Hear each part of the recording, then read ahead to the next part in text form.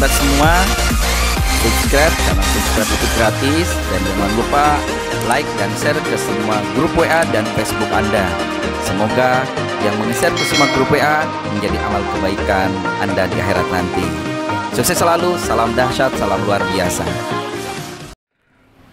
Baik, assalamualaikum warahmatullahi wabarakatuh. Waalaikumsalam warahmatullahi wabarakatuh. Alhamdulillahirabbil alamin, wassalatu wassalamu ala asrofil anbiya'i wal mursalin. Sahabat semua yang dimuliakan Allah, di siang hari ini kita silaturahmi ke salah satu pengusaha sukses di bidang plotting resto. Nah, kebetulan kita lagi di ada plotting resto Sleman, betul ya? Ya. Nah, mungkin kita akan berkenalan dulu sama beliau. Siapakah beliau yang sudah melanglang buana di bidang plotting resto, bahkan beliau juga sudah ada punya beberapa rumah makan yang luar biasa. Nah, kita kenalan dulu. Assalamualaikum Pak Edi. Waalaikumsalam Pak Ustadz. Ya. Saya kangen lagi nih silaturahmi ini. Iya. Nah, ini kebetulan ini resto ini baru dibuka ya. Kurang lebih kemarin bulan apa Pak? Juli, tanggal 7 Juli. Tanggal 7 Juli. Juli Oktober. Oktober ya. Nah, di bulan Oktober, jadi kurang lebih ini udah 1 bulanan ya Pak ya? 2 bulan. 2 bulan ya. Ini sudah 2 bulan dan luar biasa. Nanti kita akan lihat suasananya, tapi kita bincang-bincang dulu sama ownernya ya. Pak Edi, konsep apa sih yang dibuat di plotting resto ini berbeda dengan yang di Ambarawa? Apa Pak kelebihan dari tempat di sini Pak? Iya. Yang pertama ini adalah karena ada danau ya Pak ya. Danau ini memang sudah mangkrak, udah 7 tahun lebih nggak ada yang garap. Kemudian kita koordinasi dengan stakeholder yang di sini, kabupaten, terutama Bapak Bupati, itu suruh memperbaiki lah istilahnya gitu, biar jadi indah gitu. Nah, kemudian kita punya konsep karena posisi danau di tengah kota, di tengah kabupaten juga, kita konsepnya adalah yang terapung semuanya.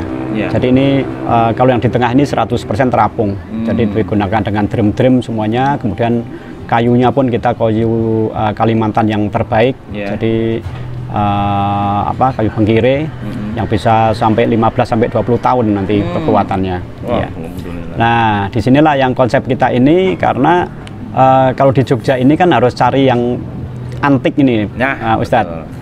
Kalau hanya resto-resto biasa yang hanya ini, saya kira dengan kondisi yang sekarang ini persaingan juga sangat ketat sekali. Maka kita punya ide bagaimana kalau resto ini dibuat terapung, kemudian dari safety-nya, dari keamanannya juga kita perkuat. Makanya ini ada beberapa yang antik dibandingkan dengan tadi di Ambarawa tadi. Kalau di sini ada kita pagar-pagarnya kita pasang hidroponik, tanam-tanaman semuanya. Kemudian nggak perlu belanja sayur enggak. Jadi kalau kangkung itu pasti mau pesan cah kangkung itu sudah dari sini mete aja gitu. Bahkan kayaknya kalau kurang lalapan langsung ngambil. Langsung ngambil bisa. Segar-segar karena ini tanpa pestisida. Oh gitu ya. Luar biasa. Ini kan hanya medianya hanya air saja sama nutrisi saja ya. Itu yang antiknya di situ. Jadi kita bikin yang eksotik dan antik unik di Jogja ini biar nanti pengunjung bisa nyaman di sini. Betul. Nah, Pak, di samping itu berapa sih luas tanahnya di sini, sama mungkin berapa untuk kapasitas kursinya gitu? Kalau luas danaunya itu 18.000 atau 1,8 hektar. Luas danaunya. Kemudian di pinggir-pinggirannya ada parkir, ada belakang itu di sekitar 1 hektar kurang lebihnya. Jadi ada sekitar 2,5 sampai 2,8 hektar. Totalnya. Ini saya lihat kayaknya ada waterboomnya juga, tapi belum selesai ya Pak ya? Ya, jadi konsepnya kita memang ada beberapa kuliner, Ustadz. Jadi yang ini kuliner utama adalah floating resto, ini yang utama. Kemudian di sebelah sana itu, sebelah barat itu nanti ada bebakaran, Ustadz. Jadi khusus namanya bebakaran kampung nelayan. Jadi khusus bebakaran. Nanti sore-sore bisa langsung lihat bakarnya, langsung lihat bumbunya. Sudah buka, Pak, mulai? Belum. Kemudian di sana ada kafe yang ada kapalnya, kapal besar yang panjangnya 40 meter. Kemudian di bawahnya kita bikin kolam renang. Seperti waterboom ini untuk anak-anak. Jadi dari kapal nanti bisa ngelihat anak-anak renang, bisa ngawasi gitu.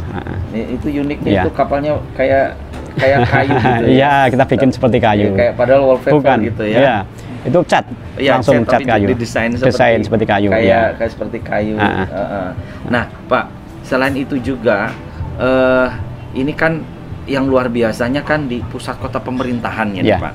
Nah, ini pemerintah juga mensupport, Pak, untuk seperti ini. Ya, sebelum kita bangun sebenarnya pemerintah dan stakeholder di Kabupaten Sleman sudah mendorong. Oh gitu ya. Karena ini kan sudah 7 tahun mangkrak. Nah, itu. Karena 7 tahun mangkrak, kita masuk, kemudian dari pemerintah daerah itu sangat mendukung sekali. Mulai dari desa, dari kecamatan, sampai dari Bapak Bupati itu sangat mendukung sekali. Oke. Ya. Nah, itu sangat luar biasa berarti supportnya. Berarti otomatis luar kan biasa. Secara tidak langsung mengangkat tempat ini jadi rame dan otomatis juga ada kontribusi ke pemerintah daerah Sleman ya. Pasti, karena pajak makan aja 10% kalau dalam bulanan kita nanti ke pemerintah daerah. Oke, alhamdulillah ya. Nah, Pak, yang membedakan salah satu dengan yang di Ambarawa apa nih, Pak? Yang paling menonjol sekali? Begini, Pak. Di Ambarawa itu kan dulu konsep kita karena kita punya danau yang luas, ada 6.700 hektar. Yang danau itu 6.700 hektar? Iya, jadi ada 4 kecamatan. Nah, di situ dia kurang perawat karena dikuasai 70% eceng gondok. Makanya di sana kita ini diskusi dengan kelompok-kelompok tani nelayan. Kalau hanya seperti itu, ada ikan dulu hanya 6.000. Begitu kita masuk, nanti kita bikin resto, semua ikan-ikan kita tampung dan kita naikkan terus harganya sampai sekarang bisa sampai 30.000. Itu konsep ya, bedanya di sana sama-sama terapung. Karena kan kalau resto utamanya sama dengan di Kampung Rawa, tapi pengembangan di sini lebih kita safety-nya.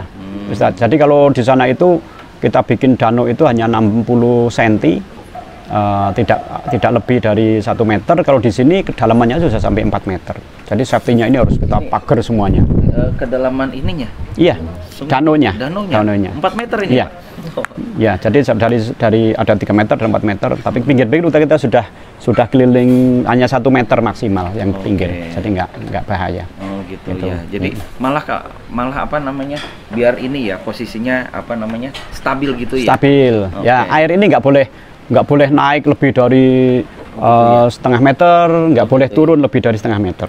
Karena kalau udah naik setengah meter ini pecah semuanya. Apanya, Pak? Ya, ini kan pakai jangkar semuanya, Dok. Jadi pakai tali.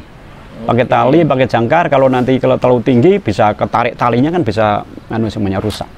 Gitu. Kalau terlalu rendah juga sama. Nanti berubah semuanya. Berarti mau tidak mau kalau terlalu rendah harus nyuplai air dong? Iya. Jadi kita suplai. Dari mana, Pak? Kita bikin ada sumur-sumur bor di sekeliling ini. Jadi di sana sebenarnya sudah ada sih kali untuk tinggal dibuka aja. Tinggal buka, kita dapat jatah seminggu 1 kali. Cuman kita rencana tidak mau ngerusoi punya petani. Jadi biar untuk petani, tapi di sini khusus untuk kita aja. Kita pengaturan air saja. Oke.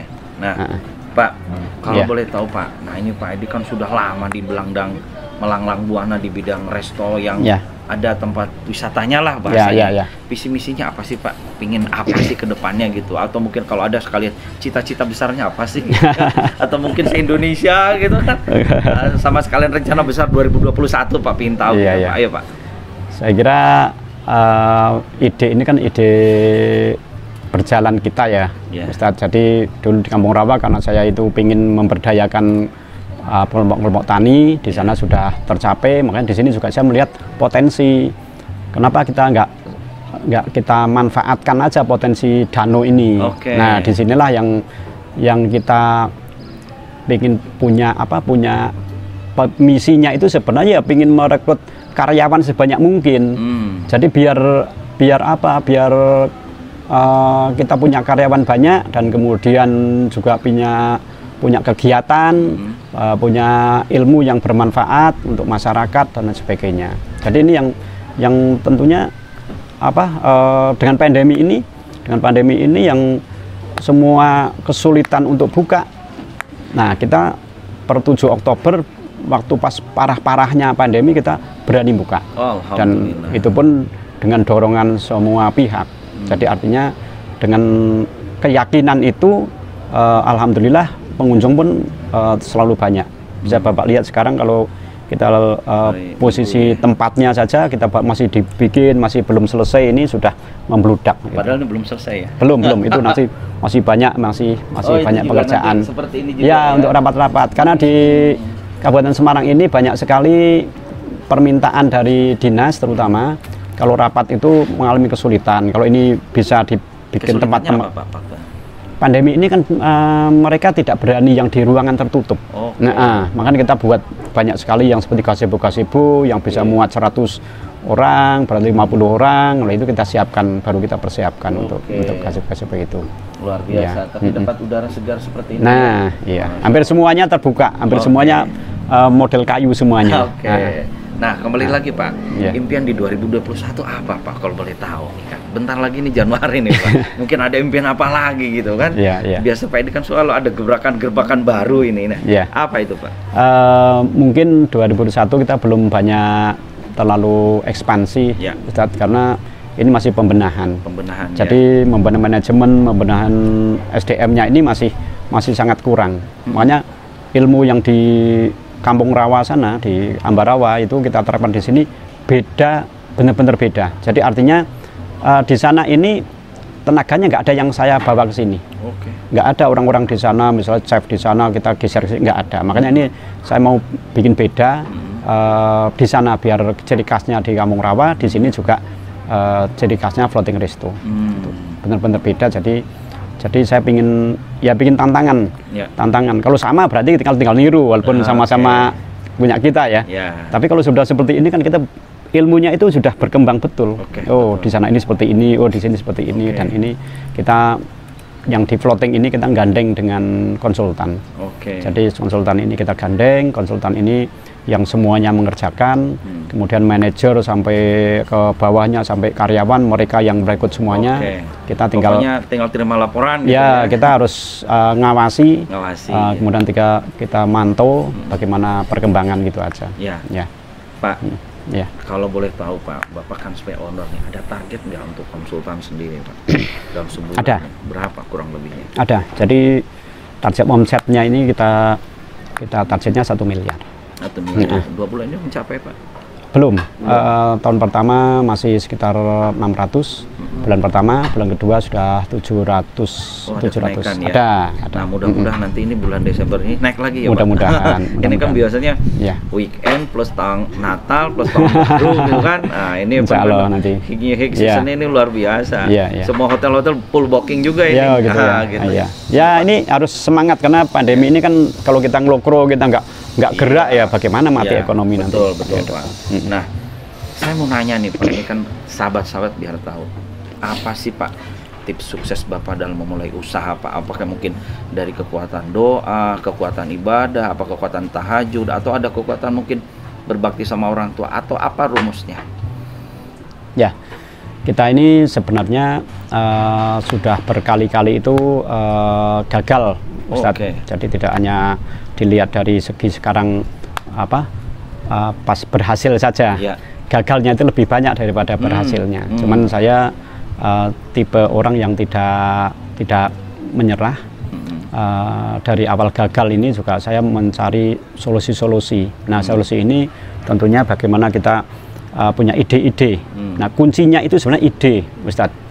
Jadi kalau kita punya ide, diiringi dengan doa, diiringi dengan semua lingkungan kita, termasuk dulu saya kenal Ustadz itu kan saya pas bangkrut-bangkrutnya itu. Pas bangkrutnya. Nah, disitulah orang tua pun sebenarnya walaupun orang tua biasalah kalau namanya orang tua itu nggak mau kumpul sama anak, nggak mau diajak anak, itu biasa. Tapi kita juga ya sudah biasa, kita harus melayani orang tua sebaik mungkin. Itu doa orang tua jelas sekali. Makanya waktu salah satu hokinya di orang tua. Iya, karena waktu kita peresmian pun walaupun beliau itu sudah pakai kursi roda, sudah kondisi seperti itu, tetap saya harus mendatangkan orang tua. Itu yang utama. Ada kebahagiaan tersendiri. Iya. Juga doa-doa mungkin karyawan kita, orang-orang lain, orang-orang di sekitar kita pastilah. Itu. Tapi ide ini penting, Ustadz. Jadi saya melihat kondisi yang mangkrak di sini saja, saya hampir setiap hari, walaupun ini milik orang, itu dulu milik orang, Ustadz. Milik orang itu saya sudah tak iri-iri terus, sudah saya kejar terus. Nah, kejar ini bukan berarti saya kenal orangnya, belum kenal orangnya, saya sudah terbiasa di sini. Kadang mancing, kadang kita lewat juga mampir. Nah, disitulah ide kita harus kita kembangkan terus. Tapi insya Allah kalau pikiran kita ini memang sudah punya rencana, sudah punya niat, tinggal minta sama Allah aja, nanti insya Allah nanti itu gesernya ke sana. Dan ini terjadi dan benar-benar terjadi. Benar-benar terjadi dan saya nggak kenal yang punya, saya nggak kenal Pak Lurah, saya nggak kenal Bupati, nggak kenal siapa-siapa. Tapi begitu saya setiap hari nongkrong di sini, setiap hari saya melihat potensi di sini, di otak kita tuh sudah semuanya ada. Dan saya nggak pakai arsitek, jadi semuanya saya kerjakan sendiri. Gitu. Tapi Bapak daya hayalnya tinggi sekali nih, Pak. Ya berhayal ya. Ada kapal pinisi, ada waterboom. Karena memang kembali lagi ya, bisa karena terbiasa ya. Salah satunya ya.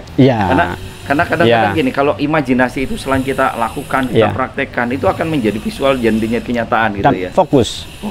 Jadi kalau kita mengerjakan di sini kita fokus. Jadi saya membangun ini sudah 1 tahun lebih, mulai dari awal.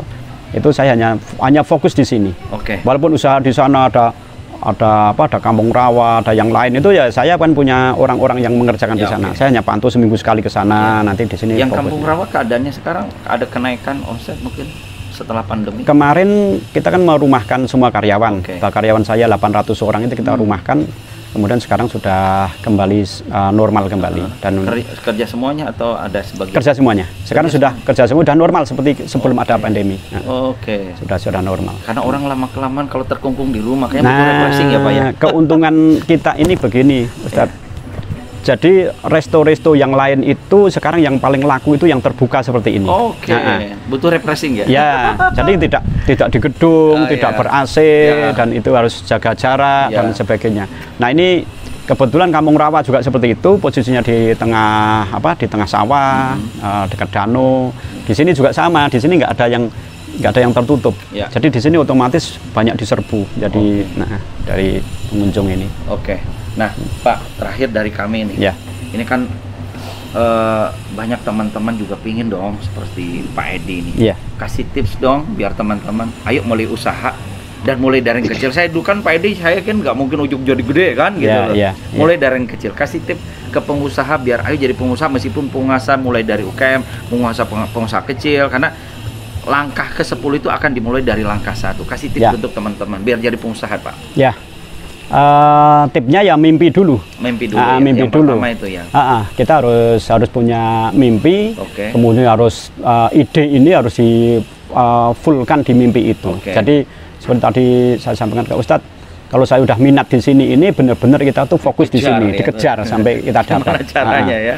Dan ini beberapa yang mungkin di luar dugaan, saya pun nggak nyangka seperti Kampung Rawa bisa jadi seperti itu. Karena apa? Karena itu dulu rawa.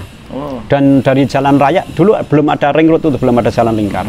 Bayangkan mau masuk pakai motor aja nggak bisa. Gitu ya? Iya.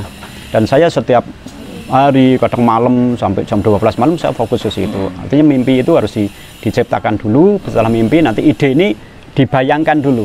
Nah, soal nanti realisasinya terus nanti kadang bingung, setiap awal mau bikin itu belum punya uang. Nah, berarti kebetok modal lah ya. Nah, pasti itu.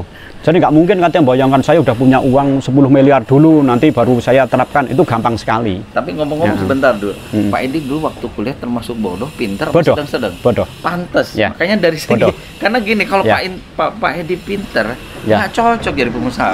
Karena orang-orang tanda kutip bodoh itu, Pak, itu ide kreatifnya, visualnya tinggi gitu ya. Jadi kita kepepet, Ustadz. Gitu ya. Nah, ilmu kepepet, karena saya tahun 95 saya nikah, terus kerja, nikah, terus tahun 97 saya krisis, itu saya bangkrut. Artinya bangkrut itu saya nggak kerja karena saya jadi karyawan orang Chinese gitu. Nah, disitulah kepepet, otomatis harus membiayai anak, harus membiayai istri. Bagaimana saya harus mengembangkan dari SDM yang ada itu. Ya kepepet itu jadi harus kita bangkit. Oke. Pak, kalau boleh tahu nih, ya. Tambahin sedikit. Ini sampai berapa sih aset sebanyak ini modalnya? Modalnya. Ini